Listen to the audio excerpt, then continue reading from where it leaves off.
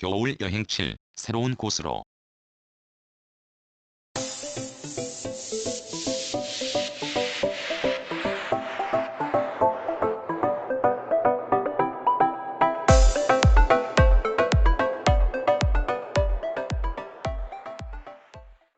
새로운 곳으로 떠나려는 아침에 짐을 꾸려 궁전에 옮기는 걸 사랑이가 눈치를 챈 모양이다. 푹 끓인 북엇국에 가득 밥그릇에 밥을 채우고 두어 군데 나누어 담고 물도 햇볕이 잘 드는 곳 여기저기에 두었다. 그런데 아가씨가 밥을 먹지 않고 시동을 거는 순간 단풍나무 사이에서 물끄러미 쳐다본다. 혼자 둔다는 것에 민감하게 반응하는 게 마음에 걸리지만 출발을 했다. 그런데 정작 산 길목까지 따라온다. 며칠 걸릴 거야. 대꾸가 없이 고개를 외면하는 아가씨에게 말했다. 읍내에 잠시 들러 친구에게서 프린터를 부탁한 걸 우선 손에 쥐고서 다시 마을에 들어서 이장댁에 갔다. 마당에 차가 없으므로 이장이 없다는 뜻으로 받아들이고 현관 앞에 둔 우편함에 넣으려다가 빠끔히 열린 문을 똑똑 두드렸다.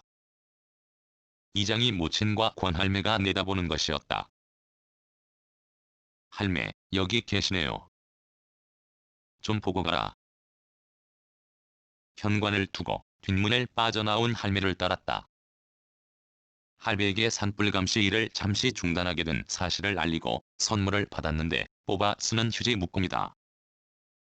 마을 어귀에 멈추어 가고자 하는 곳을 정하고 스마트폰 내비게이션의 길 안내를 최단거리로 맡겼다. 의성 IC를 지나치고서 군 위에서 고속도로로 안내하는 걸 무시하고 5번 국도를 타고 대구 쪽으로 내려갔다. 그러자 도중에 IC가 있는 곳이면 얼굴 없는 가시나가 매번 고속도로로 유도한다. 가시나야, 너 혼날래? 일방적으로 떠들고 내 말을 듣지 않는 길 안내 가시나에게 짜증을 부렸다. 그런데도 계속 고속도로 타령을 한다. 살아있으면 너 대가리는 혹투성이가 될 거야. 말은 주거니 받거니 해야 재밌다. 혼자 이래라 저래라 떠드는 길 안내를 맡은 가시나에게 야단을 치고 짜증을 내도 통하지 않기에 달리 방법을 취했다. 수술 좀 해야겠다. 무턱대고 길가에 멈추고 환경 설정을 수정했다. 다중 경로에서 고속도로 우선을 지우고 무료 도로와 최단거리로 설정하고 다시 가동했다. 그러는 사이 복잡한 대구 시내에 접어들었다. 간단한 설정으로 길 안내 가시나 머리가 제대로 돌아간다. 칠곡을 지나서도 고속도로 진입로가 가까이 있는데도 더는 통행료 내는 쪽으로 안내하지 않는 것이었다. 가시냐야, 진작 이럴 것이지? 진작 이렇게 나를 만들었으면 될 거 아니냐? 라고 얼굴 없는 가시나가 바로 대꾸하는 것 같다. 서대구에서 고령, 합천으로 빠지는 길가에는 새빨간 단풍이 든 키 작은 나무가 가로수 사이에 자리를 잡았는데 삭막한 도시의 거리를 아름답게 한다는 생각을 떨칠 수가 없다. 심은 지 그리 오래되지 않았지만 잘 자라면 훗날 한겨울의 도심에서 남천 단풍을 구경하는 즐거움을 여기 사람뿐 아니라 지나치는 사람도 누릴 것 같다. 합천이 얼마 남지 않았다는 이정표를 보고서 또 궁전을 급하게 멈추었다. 그리고 길 안내 가시나에게 새 명령을 내렸다. 합천운동장이라고 검색하니 종합운동장이 있다고 가시나가 기억에서 꺼내는 것이었다. 멀리 가고자 하는 목적지를 지우고 일단 합천에서 운동장을 찾아 나섰다.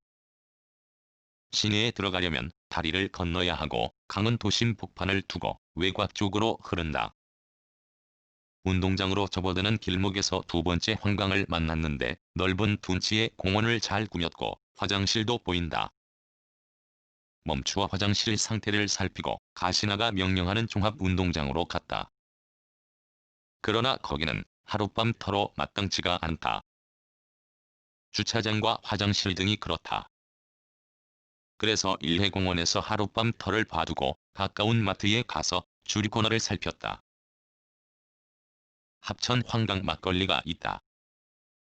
이 고장에서 만든 막걸리를 서둘러 먹고 싶은 욕심에 이른 저녁밥상을 차렸다. 하긴 여기까지 오느라 점심을 걸은 터여서 배가 출출한 것도 구실이 되었다. 여행 중에 먹으라고 친구가 챙겨준 보따리를 펼치니 불고기 산적이란 게 있다. 프라이팬을 달구고 네모 납작한 그걸 고루 깔았다. 굴림방에는 식용유가 없다. 산지 얼마 되지 않은 작은 프라이팬의 표면이 매끄러운 데다 고기에서 기름기가 나와 타지 않게 노릇하게 구웠다. 천천히 황강 막걸리를 마시며 맛을 음미했다. 일체의 감미료가 들어가지 않은 것 같은 약간 싱거운 맛이다.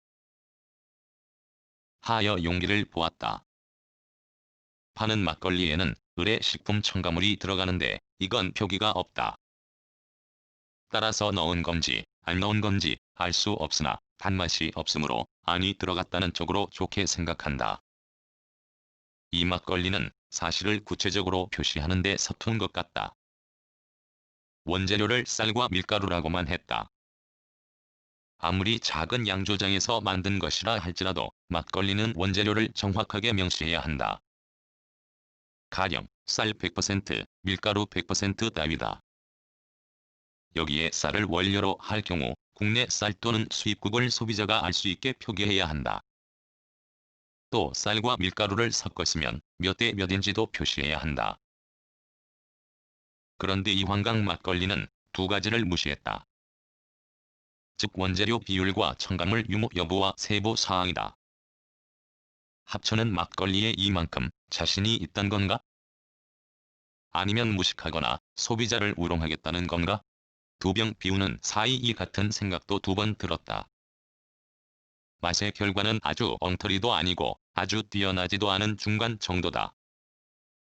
저녁밥을 다 먹고서 공원 둘러보기에 나섰다. 하늘을 찌를 듯이 크게 자란 소나무 사이에 높은 아파트가 보이지만 꼴사납지가 않다. 누각에는 대종도 매달렸다. 추측건대 이해가 시작하던 날에 저 종은 33번 울었을 것이다. 발건강을 위한 산책로에는 다양한 돌을 깔았다. 일회공원에서 강을 보려면 약간 높은 둑에 올라서야 한다. 몇 미터 두 아래는 잔디를 깐 축구장에는 사람들이 공을 이리저리 몰고 다닌다. 공원 둑에서도 강물은 보이지 않는다. 운동시설을 조성한 너머 크게 자란 갈대가 강물을 가린다. 모처럼 나의 두 좋은 친구에게 말을 건다. 야들아. 너희도 좋지? 그러나 궁전과 유길은 대답이 없다. 내 주변에는 온통 대답이 없는 게 수두룩하다. 납보다 무거운 입을 가진 사랑이가 그렇고 길 안내를 하는 가시나가 그렇고 궁전과 유길도 그렇다. 나는 그들에게 말을 걸어도 그들은 언제나 꿀먹은 벙어리다. 그렇지만 또 친구들에게 말을 건다. 이번 여행이 무사하도록 너희가 특별히 신경을 써라. 심장은 튼튼하지만 워낙에 두 친구가 나이를 먹은 탓에 도중에 아프지 말라는 뜻으로 말하고 내일을 위하여 이때 이 자리를 그때 그 자리로 만들려고 잠을 청한다. 한밤에 깨었을 때 굴림방의 안팎 유리가 꽁꽁 얼었다. 스마트폰으로 현재 위치를 설정하여 온도를 보니 의성 비해당과 버금간다. 이상한 난로를 켜고 담배 연기가 빠져나갈 틈을 만들고 한개비를 서둘러 피우고 잽싸게 침낭에 들어가 코와 입만 내놓고 내일을 기다린다. 2014년 1월 4일